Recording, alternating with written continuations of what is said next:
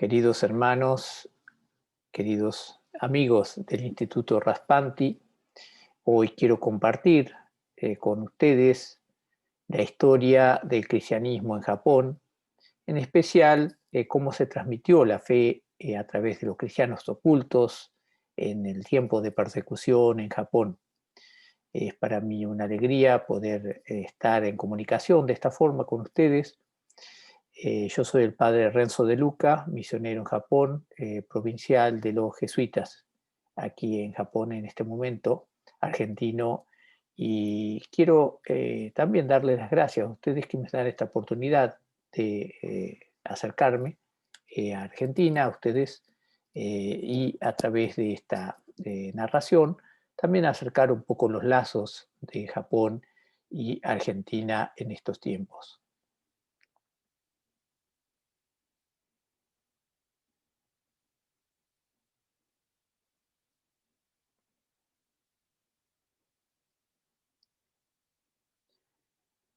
La iglesia en Japón empieza con la llegada de San Francisco Javier y sus dos compañeros aquí a Japón.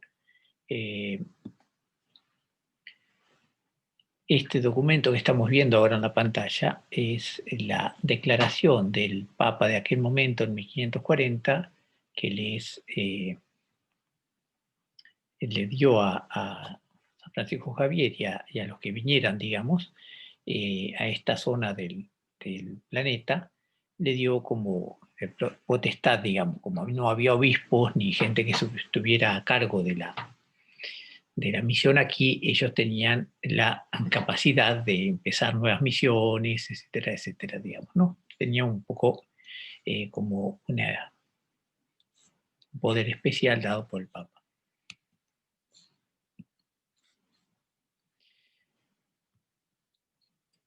Esta pintura que es acá en Japón es muy conocida, es casi la pintura que todo el mundo conoce de Javier aquí en Japón. Fue pintada por un japonés, cristiano por supuesto. Se supone que en el 1620 por ahí. O sea que Javier ya era una persona conocida aquí en la cristiandad de Japón, porque claro, fue el pionero, el que empezó la misión, digamos, ¿no? Vemos una carta de San Francisco Javier, perdón, de San Francisco Javier que se conserva en el Museo de los 26 Mártires en Nagasaki. Tengo que tener en cuenta que cuando Javier vino a Japón, por ejemplo, este mapa de Ortelius de 1570, o sea, unos 20 años después que Javier llegó a Japón, todavía en el mundo, en lo que se conocía de Europa en el mundo, Japón era una pequeña isla allí, casi como cayéndose del mapa, ¿no? Este mismo Ortelius es un mapa de toda Asia y también vemos que lo que dice de Japón ahí al medio es apenas una parte de Honshu, de lo que es Japón, digamos, ¿no?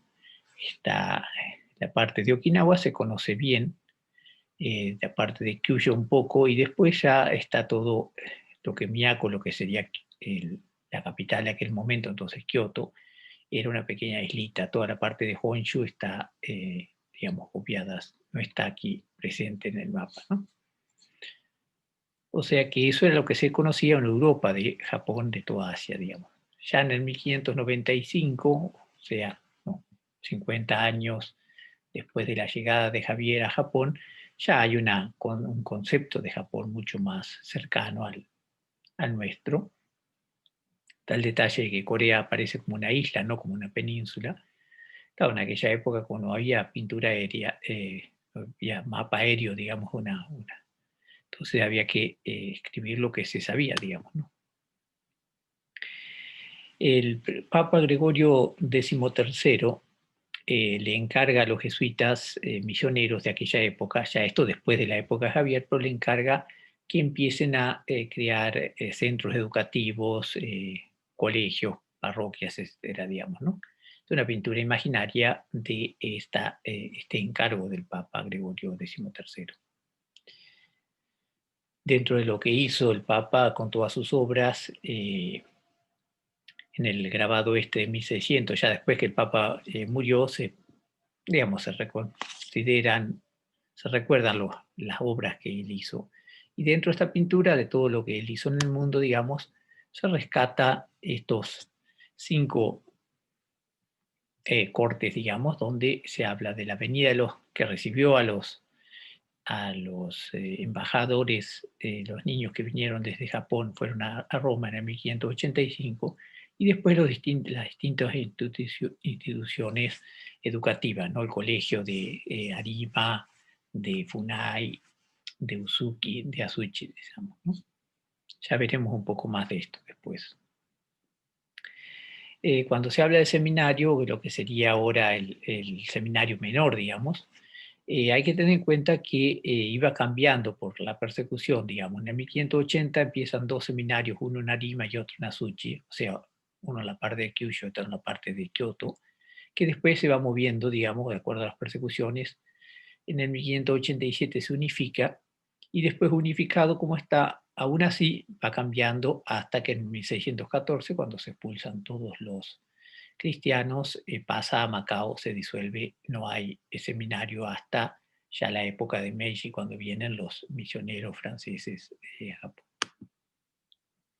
Para tener una idea, estos eran los profesores del seminario en 1592, ya como vemos, era una muy buena cantidad, el número 145, o sea que había por lo menos esta cantidad de gente estudiando y también enseñando, etcétera, digamos, ¿no? Aquí, como podemos ver, la cantidad de jesuitas que hubo en Japón, digamos, unos 140, llegando a los casi 150 en el 1590, de 1590 al 1614-15, que es cuando se da la expulsión general, digamos, ¿no? O sea que para lo que era en aquella época la misión de Japón, era un número muy grande de jesuitas que teníamos trabajando aquí. También las nacionalidades, se puede ver ahí la línea roja, que el número de nativos, por así decirlo, de japoneses que se hicieron jesuitas, digamos, hermanos y sacerdotes, creció mucho, digamos, ¿no? O sea que la iglesia en poco tiempo pasó a ser de una iglesia de misión extranjera a una iglesia nativa, a una iglesia japonesa, digamos, ¿no?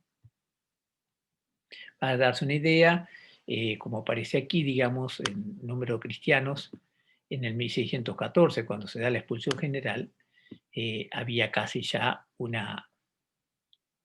eh, casi medio millón de cristianos, o sea, más o menos los que tenemos ahora. O sea que eso da un poco la pauta de cuánto creció el cristianismo y cuán rápido creció. Por eso es que los dirigentes de aquella época, los eh, daimios, shogun, etcétera, tenían miedo de esta nueva fuerza cristiana, tenían miedo de que Japón fuera invadido, por así decirlo, conquistado por el cristianismo. En cuanto al estudio, por ejemplo, también tenemos esta copia en japonés de lo que sería el libro de texto de hoy, digamos, ¿no? También pues, llegó a ser parte de la cultura, como vemos en este abanico aparece la iglesia que los jesuitas tenían en Kioto, que era un edificio así, estilo japonés, digamos, ¿no? También vemos que en los byobus, digamos, en los dibujos de aquella época, también aparecen la figura de los sacerdotes misioneros, los hermanos, etcétera, digamos, ¿no? Como parte de la eh, vida de la cultura de Japón de aquella época.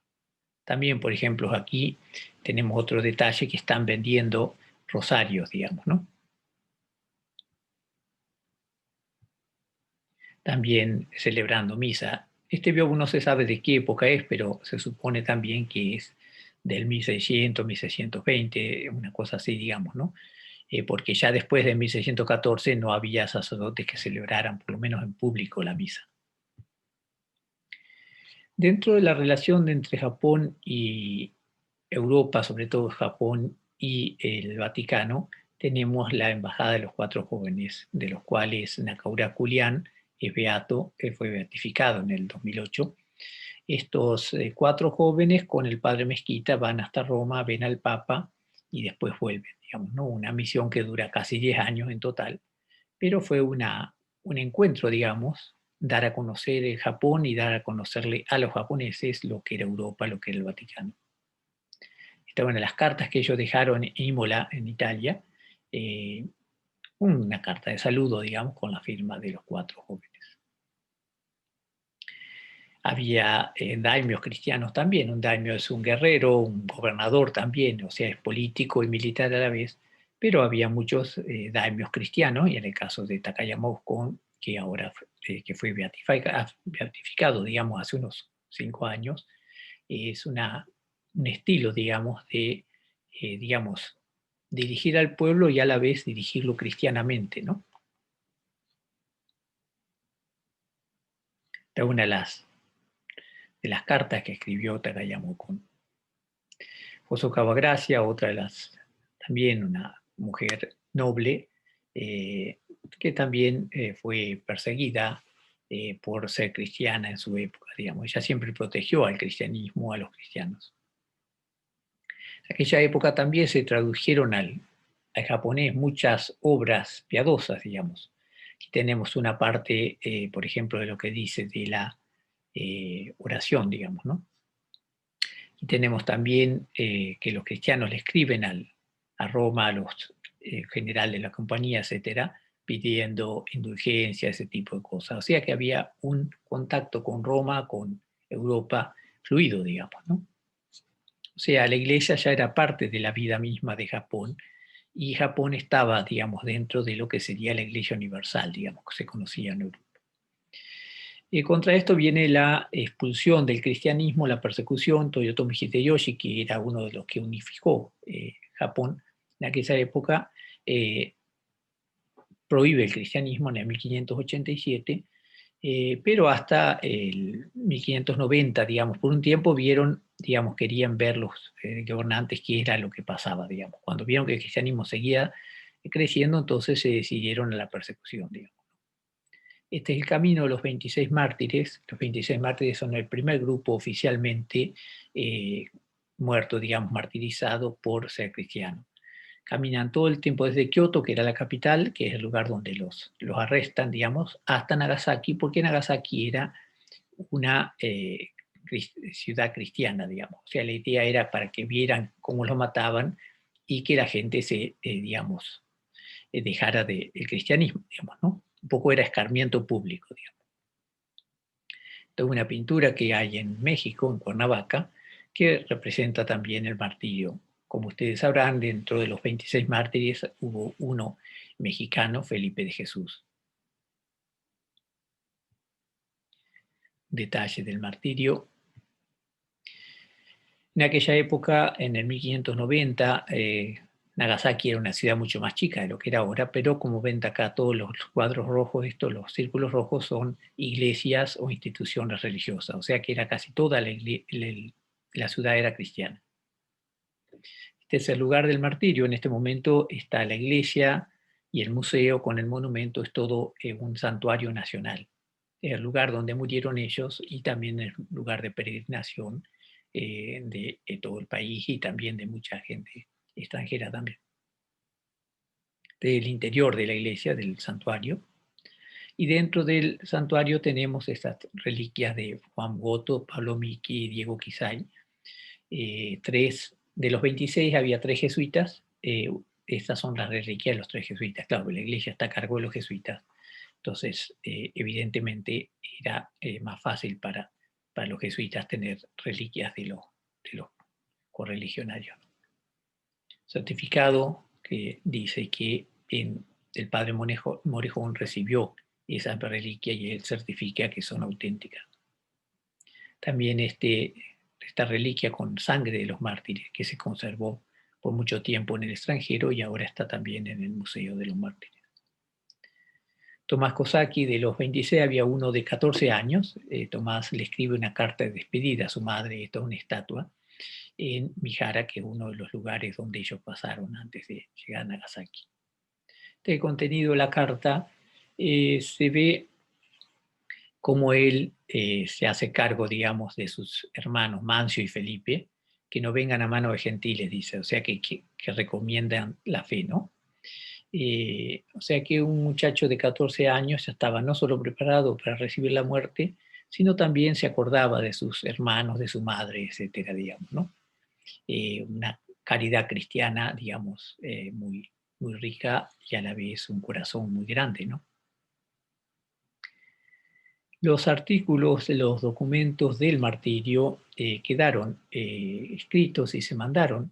Muchos de esos están en el archivo romano, este es uno de ellos, donde, por ejemplo, el padre Luis Freud, que fue testigo ocular del martirio, pone cómo eran las cruces, digamos, ¿no? Que había dos transversales y que estaban sentados o colgados en la cruz, digamos, pero no clavados como sería el caso de la cruz de Jesucristo.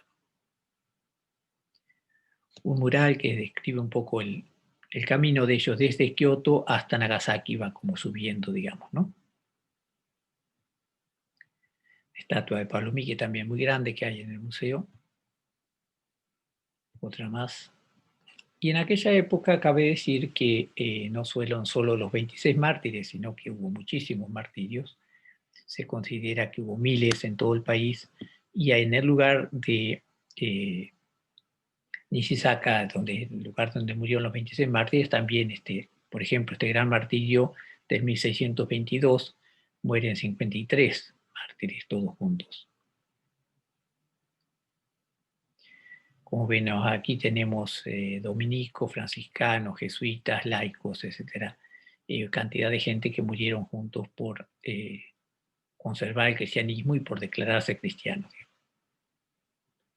Esta es una pintura donde se juntan un poco imaginariamente o digamos como resumiendo un poco todos los mártires jesuitas de la época.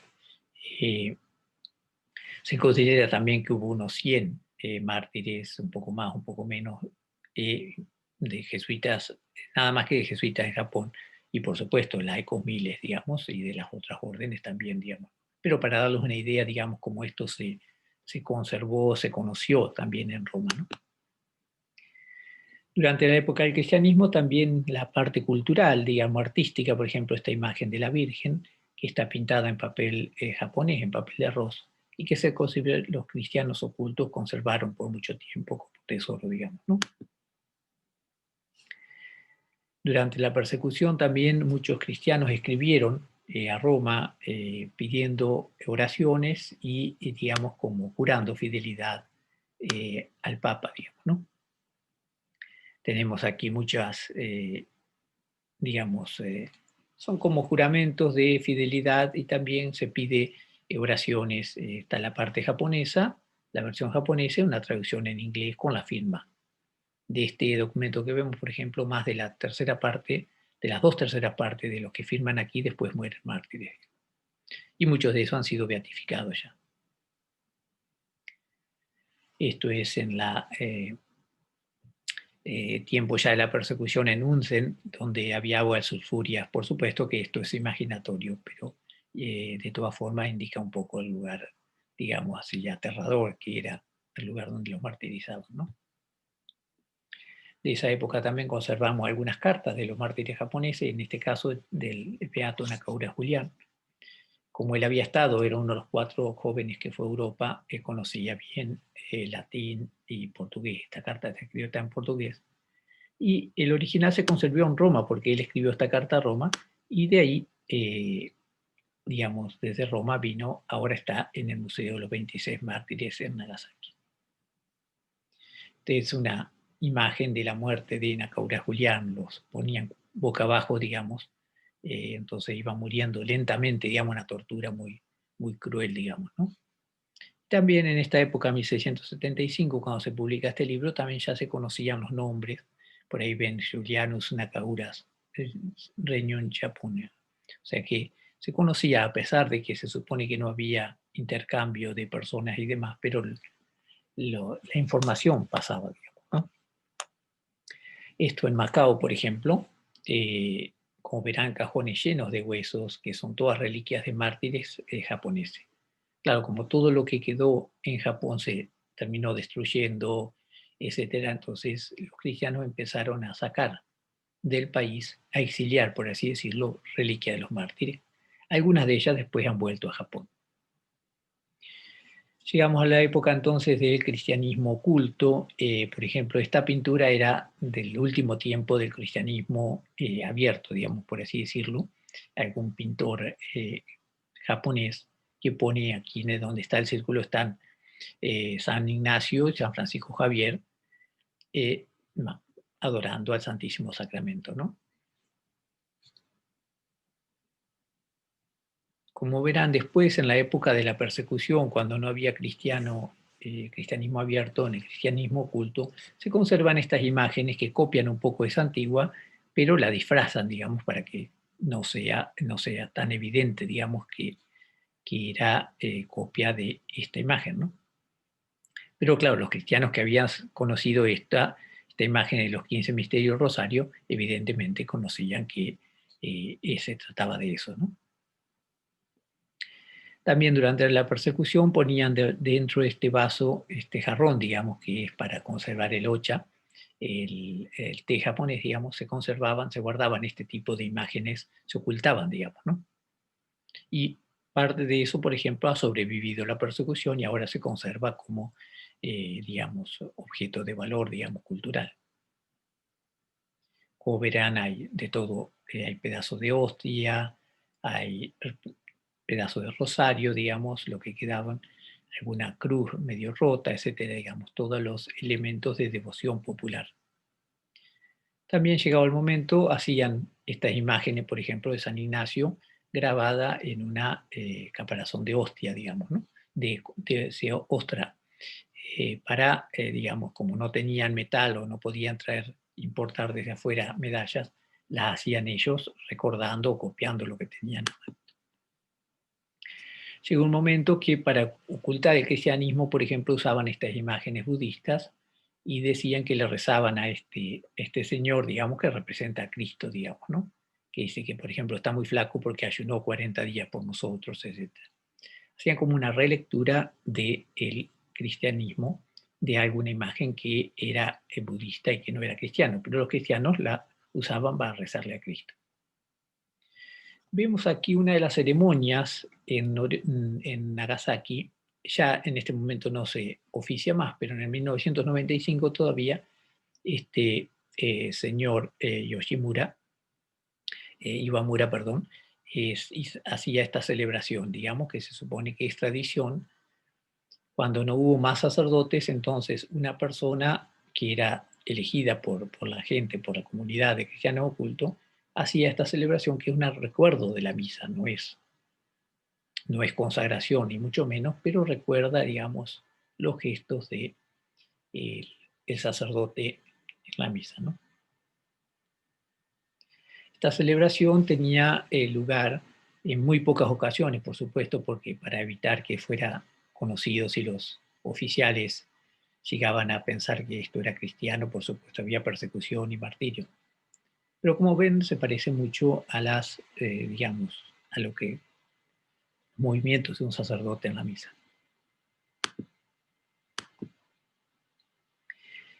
Dentro de los muchos lugares que los cristianos ocultos conservan, está el lugar en Ikitsuki, en la zona de Nagasaki, donde van a juntar agua que se supone que es agua santa porque es de una isla donde murieron mártires, digamos, muchos de ellos, Gaspar Nishi y compañeros que ya han sido beatificados. Entonces, una vez al año iban a la isla esta y, digamos, juntaban el agua bendita, digamos, el agua de los mártires. Y mientras juntaban el agua, hacían o sea, rezaban eh, y celebraban con sake, digamos, con vino japonés y demás, como no es una misa, pero es una celebración conjunta de oración, digamos, común. Mientras juntaban el agua, rezaban, digamos, distintas oraciones, eh, todos vestidos de este kimono azul, digamos, que es como decir las vestimentas del sacerdote, digamos, recordando eso, digamos, ¿no? Y tienen, por ejemplo, las oraciones del Padre Nuestro, la Ave María, el Gloria, un poco recordándolos así, digamos, eh, escuchándolos en este momento no suena japonés, sino que como una mezcla, digamos, de lo que sería latín, lo que sería japonés. Dentro de los muchos edictos de prohibición, esto es noticia de recompensa, digamos, ¿no? Entonces, no solo que se perseguía, sino que se obligaba, digamos, los que conocían algo acerca del cristianismo a delatarlos para no caer en complicidad, digamos. Y por ejemplo, ¿no? Al delator de un sacerdote le daban 500 monedas de plata, al delator de un hermano 300, etcétera, digamos, que una cantidad muy grande de dinero. O sea, la idea era extirpar totalmente el cristianismo, pero el cristianismo pasó, como recién acabamos de ver, a una fase oculta, digamos. Dejó de ser abiertamente cristiano, pero se mantuvo la fe en el corazón de la gente con otra forma de expresión. Durante este tiempo también hubo algunos intentos de volver a Japón, por ejemplo, en el 1680, cuando ya no había cristianos en Japón, este padre Antonio Tomás propone hacer un seminario, por así decirlo, en las Islas Marianas y de ahí preparar misioneros para enviarlos a Japón y a China. Desgraciadamente el proyecto este no prosperó, pero el padre Sidoti, que vino en el 1700, a principios del 1700, un poco siguió las líneas de este proyecto, digamos.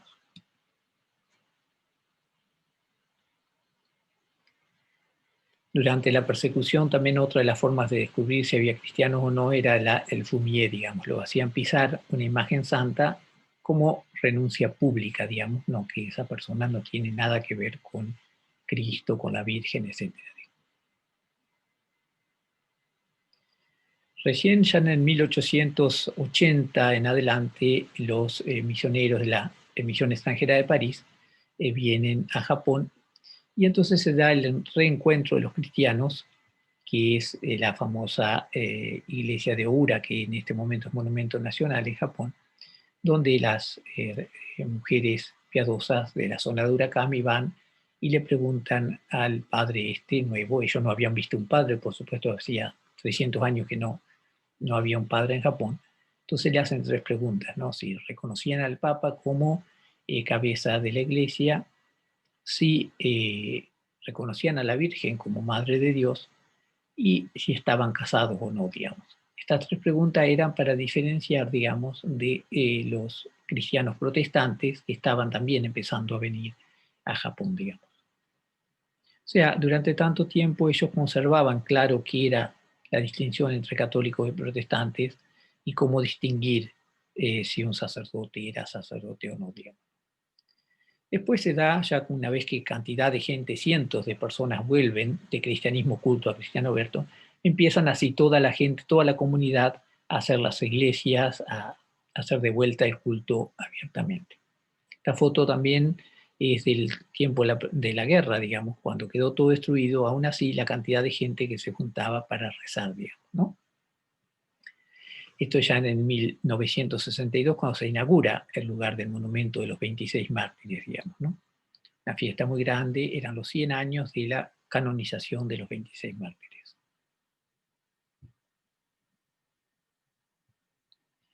Desde el interior del Museo de los 26 mártires, también el San Juan Pablo II vino y rezó enfrente del monumento en aquella época, en 1981. La Madre Teresa también estuvo en el museo un poquito más tarde, en el 1982.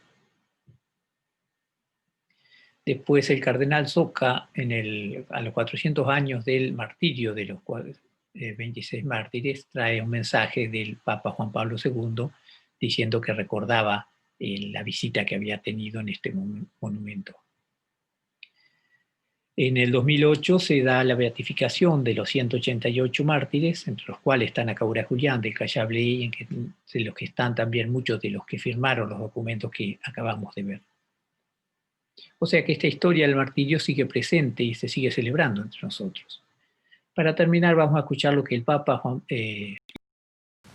Este lugar es ante todo un monumento que anuncia la Pascua, pues proclama que la última palabra, a pesar de todas las pruebas contrarias, no pertenece a la muerte sino a la vida. No estamos llamados a la muerte, sino a una vida en plenitud. Ellos lo anunciaron. Sí, Aquí está la oscuridad de la muerte y el martirio, pero también se anuncia la luz de la resurrección, donde la sangre de los mártires se convierte en semilla de la vida nueva que Jesucristo a todos nos quiere regalar. Su testimonio nos confirma en la fe y ayuda a renovar nuestra entrega y nuestro compromiso para vivir el discipulado misionero que sabe trabajar por una cultura capaz de proteger y defender siempre toda vida a través de ese martirio del servicio cotidiano y silencioso de todos, especialmente hacia los más necesitados.